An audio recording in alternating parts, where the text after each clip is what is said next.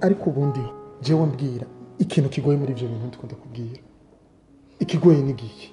Sheri, urazi ko je nawe twari twarabivuganye. Ariko wewe urabizi neza ko tugiye gukora ubukwe. Jewe nawe ni giki cobuza tutaryoherwa? Sheri, urabizi ko je ndagukunda kandi urazi ko twari twarabisezeranye yuko imbere vara urankunze. Nimba unkunda none ni giki kiriko kiratuma tutoryoherwa urukundo rwacu? Wewe ahubwo nunkunda ufise ibindi bintu byawe mu mutwe uri kuriyumvira. Ni nyenyenye urankunda gusa ku munwa gusa tacu ugomba kugira kunyereka ko nkunda.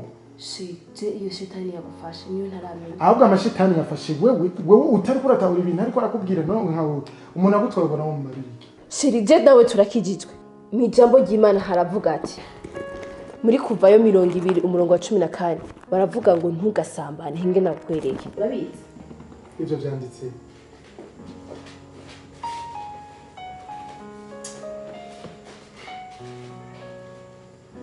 Ivyo Sheri, kuvayo ngenda hagusubiremo ngira ukumve neza. Okay, soma twumva. Kuvayo 2014 baravuga ati ntugasambane. Iyo shitani wayikuye he wewe? Kandi je nibuka twari twarabisezeranye. Okay. Ubisomye muri kuvayo. Okay. Nawe tori yo Bible. Usome neza zingurura. Okay. Soma imigani igice cya 3 ku murongo wa 28.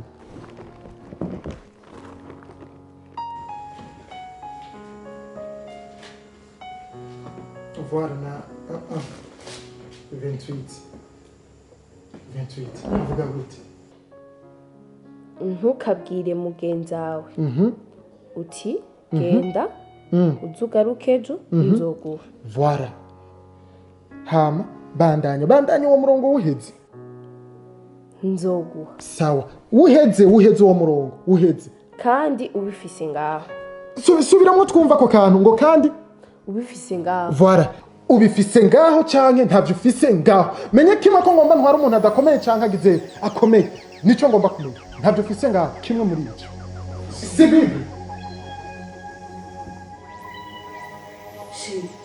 Inuda chiko ndivyo iyo shetani uratwe je nawe dukizo ivyo bine kurazana nibi onde nizarenda kubwira uko bwa Yesu nimba bidakunda je nanje bindi uri kuriyumvira ntushire mu mutwe kandi ibyacu biherera sawa bidakunda nubundi ntaco womarira n'ubutaha ibyacu reka bigeraho kuko je namaze kubona wowe n'unkunda ufite ibindi bintu byawe uri kurakora uca hirya no hino ukata amakorosi kugira ngo wifatire izindi ngingo zawe rero umviriza ndakubwira nimba atavyo ufise Sheri burya gusa twari kwicara tukabiganira neza mva mu maso kandi unyibagira ayandi majambo uri kurambira je ntabivuneye kimwe muri bibiri birakunda ntibikunda kanda kubisa kanigire peut-être Imana izokuvugana nawe.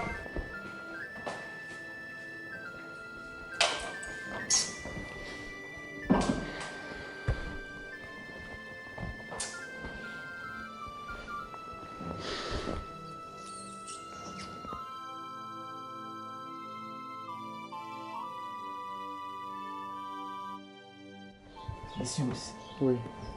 Sinakubwiye kujya mukobwa guhenda. Nawe ukavuga ngo ndiko ndakubesha. Ninde mukobwa avuga ko akunda umuhungu kandi bagiye no kubakana amakana ikintu n'icyo binyuma y'ujya mukobwa please kandi ikimbabaje nuko hasigaye n'iminsi mikeya ngo dukora ubukwe ariko ibyo ndiko ndamubwira byose bigiza n'ubusa rekana n'ujya mukobwa rondera uyundi abandi barahari ishyushye urazi bro cyo two ndabona ko ibintu wambwiye ari ukuri urazi ikintu kimwe atemeye ibyo ndamubwira nta bukwe buhari yumva no gufasha icyemezo w'umuntu w'umugabo gukizwa bisigura iki kweli bro ndakubwiza ukuri iyo umugore atanguye kuganza mukiri mu ntango nk'uko no mu rugo ushiko koma amashi nakimurongo uwo rero agiye kuganza si jewe azoraba bandaganza merci beaucoup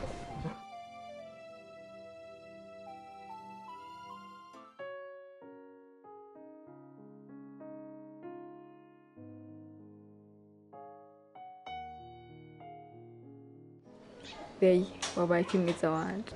Gashaderide umutima wanje urababaye. Mbwira byagenze gute?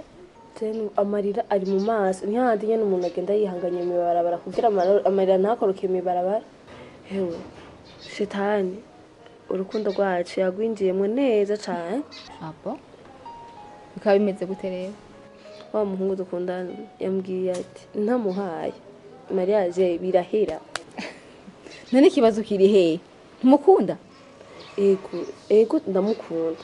Mugabo mugiye mariage? Ego Nusukana kije bahuje umugisha wabo. Wakwemeye haba.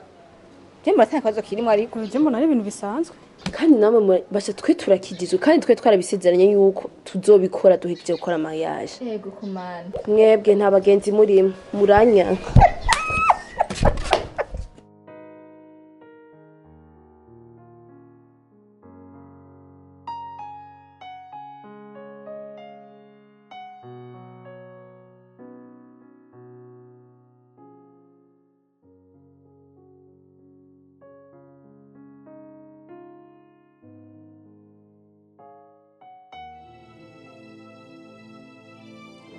Sheri, ntakubeshe niwe mugore nari ntegereje.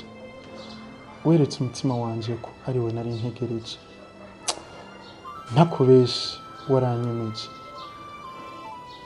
Nasenze Imana saba umukobwa ameze nkawe. None arakubonye. Waranyemeje ko umutima wanje ari we wari utegereje. Igihe cyose wagerageje kugereka ko ari wewe ukwiriye iki kibanza.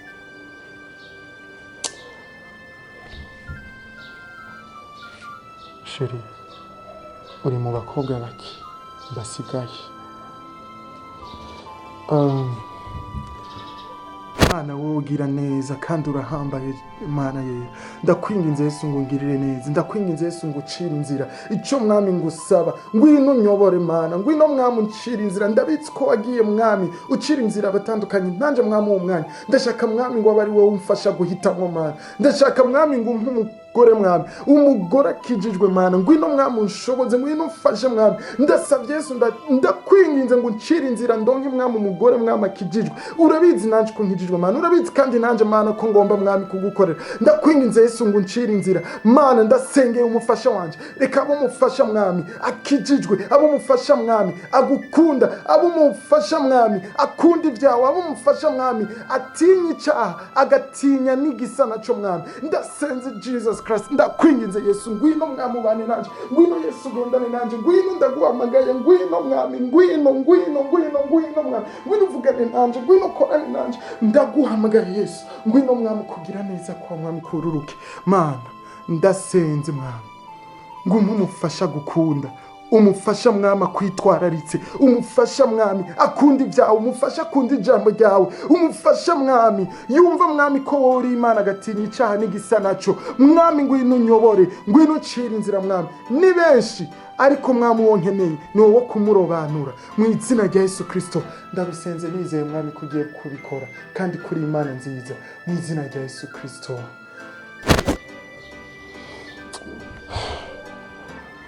Ico nasavye Imana nico yampaye. Uwo nasengeye ndamubona imbere yanje. Sheri, je t'aime. Je t'aime aussi.